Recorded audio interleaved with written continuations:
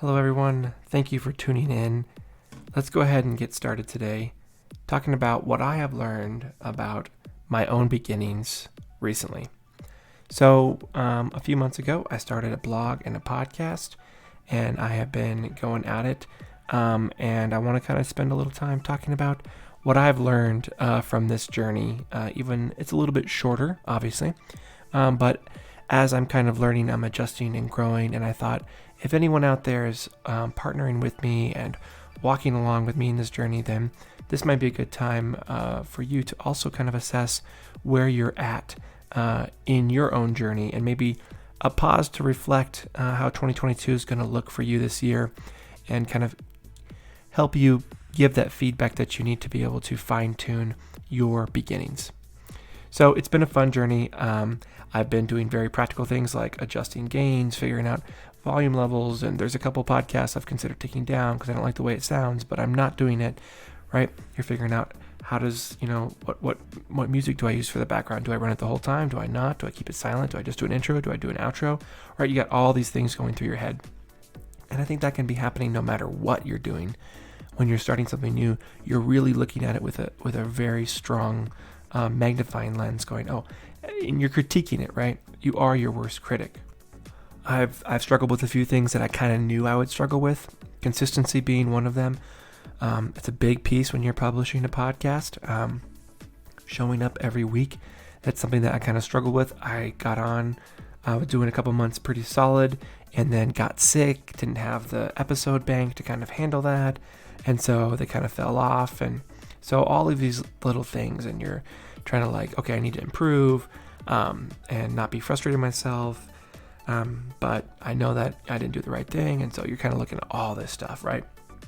And then I'm looking at, okay, well, do I promote on LinkedIn? And how often do I promote on LinkedIn? And what if I overwhelm people and they don't want to actually look at all the promotions? And what's the mixture of me promoting my own blog and podcast versus me promoting and providing resources and value to other people while also promoting?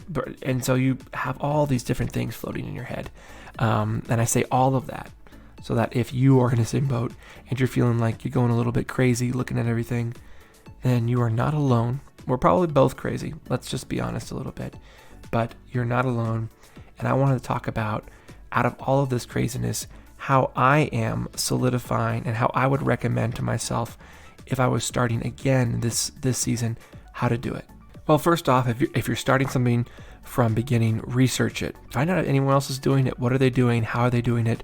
Should you even pursue this? I mean, you have a lot of ideas that will come in your head, and you need to pick one that is unique and will be providing value.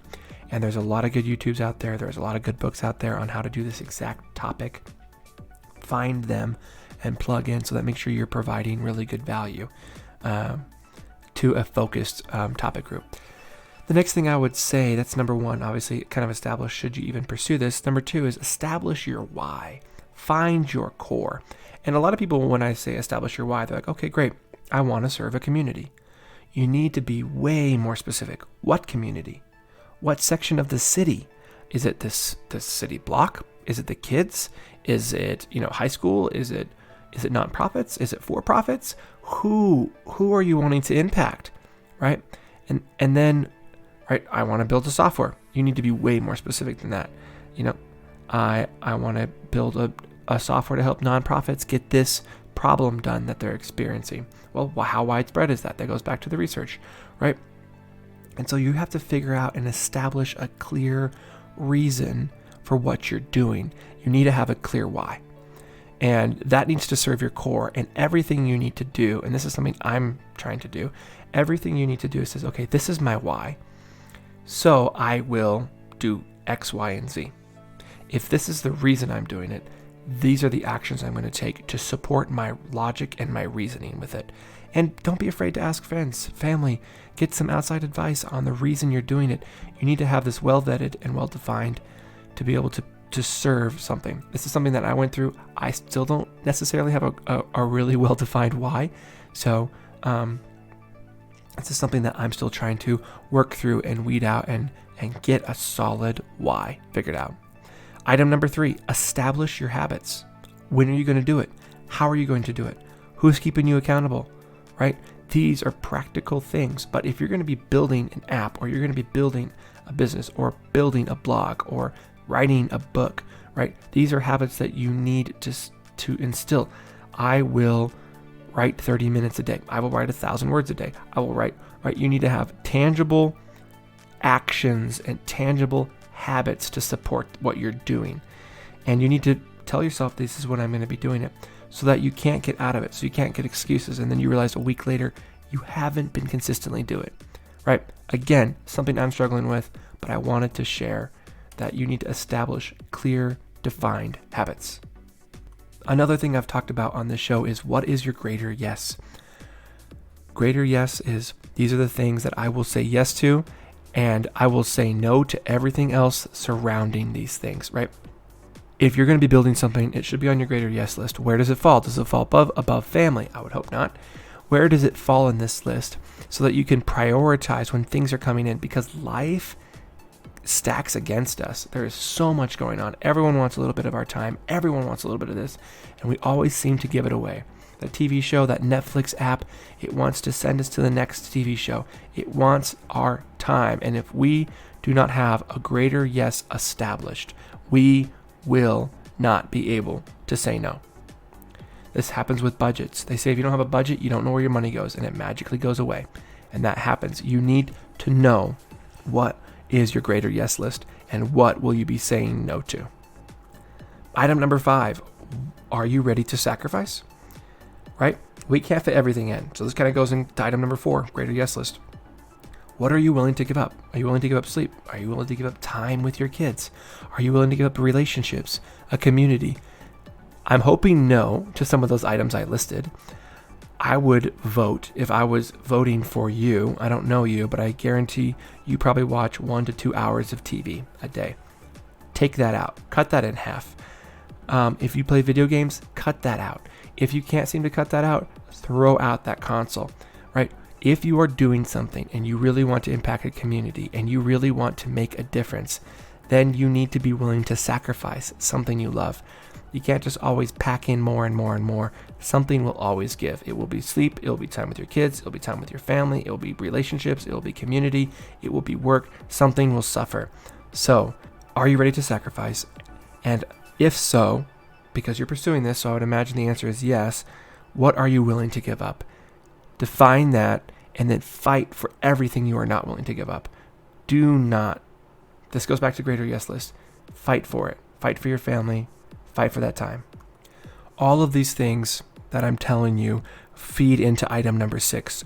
Write it down. Show yourself daily what you're building. Show yourself your greater yes list. Show yourself your reason why. Why do you get up? Why do you stay up later? Why are you pursuing these things? What is it that you're getting after and doing? For me right now, I am buckling down on my project management certification. I'm going to get this done. And there is a strong reason why I'm going to do this, because I know it's going to better my family. I know it is the blockade to us moving forward with a lot of events in our life right now, just to be honest. So write it down. Show yourself every day that there is a reason you are pursuing this. There is a reason. There's a community of people, or your family is expecting it, or you're needing it for yourself. You have a reason. Write it down. Put it in big font. Post it on your wall. Post it in your bedroom.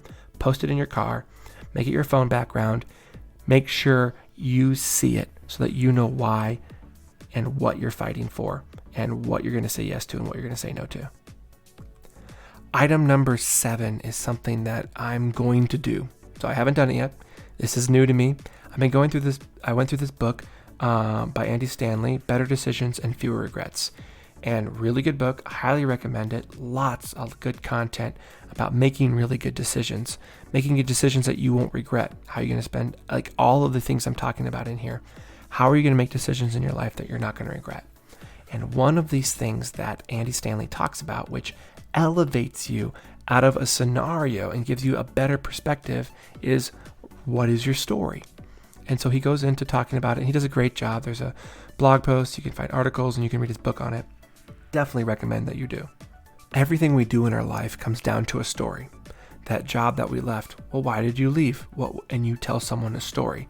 So when you're in the middle of something, when you are in the present moment, Think of the story that you want to be able to tell. I wasn't okay with how my business was operating. I thought it was unethical. And so I reported it, or so I left, right?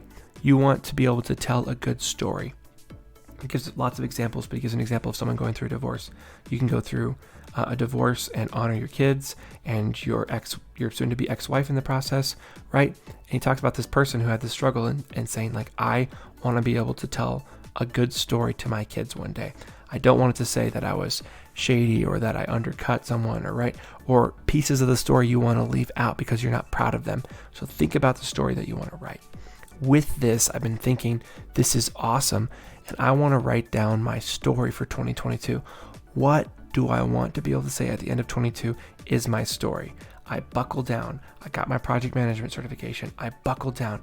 I built that app that I've been waiting for forever to build. I buckled down and I consistently posted blog posts. And when I failed to post them consistently, I got back up and continued to post them. Not, you know what, I really tried really hard. I learned a lot of things and it's just not for me. Write down your story. So this is something I'm going to be doing in a lot of my life because I want to know the story. I want to know the vision of how I want this year to be and how I am going to be able to tell people. It was a hard year. It was a difficult year. It was a year of juggling priorities and schedules, and it was a year of me constantly reevaluating my greater yes list. But when I got to the end of this year, I was able to do these things. My final thing that I'd say is item number 8. You need a community of people to encourage you, to guide you, to help you, to tell you that you're not alone in what you're doing, and the sleep that you lost for what you're working on is you're not the only one in this. So get plugged in, find a community. I want to, in 2022, start building an actual community on Beginning to Begin. I want to build out a Discord channel, a place where we can all kind of gather and work in tandem on all of these goals that we are trying to accomplish and support each other. So find a community. If you're interested in that, reach out to me on LinkedIn and I will get you set up with our kind of beta Discord channel that we're setting up. So all of that to say, I have been learning a ton about starting, and even if this doesn't really go anywhere, even if my blog doesn't, take off, quote unquote, or which is not why I'm doing it, or the podcast isn't, number one, and I am learning so much. I'm learning how to edit. I'm learning how to craft. I'm learning how to post. I'm learning what matters, keywords. I'm learning very practical things, all the way to discipline and consistency and scheduling and foresight in my own life and coordination of these things. It is allowing me to flex and to practice so many different things and to fight for something in my life that I want. And so it's been a really good journey. It's only been a few months. I'm excited for the next year to come and all of the content. There's a bunch of cool things I'm wanting to bring into the blog and kind of start doing. But we will see with everything that's going on. So this is what I've been learning about starting and writing a podcast or a blog. But more importantly, this is what I'm learning about beginning to begin. Peace.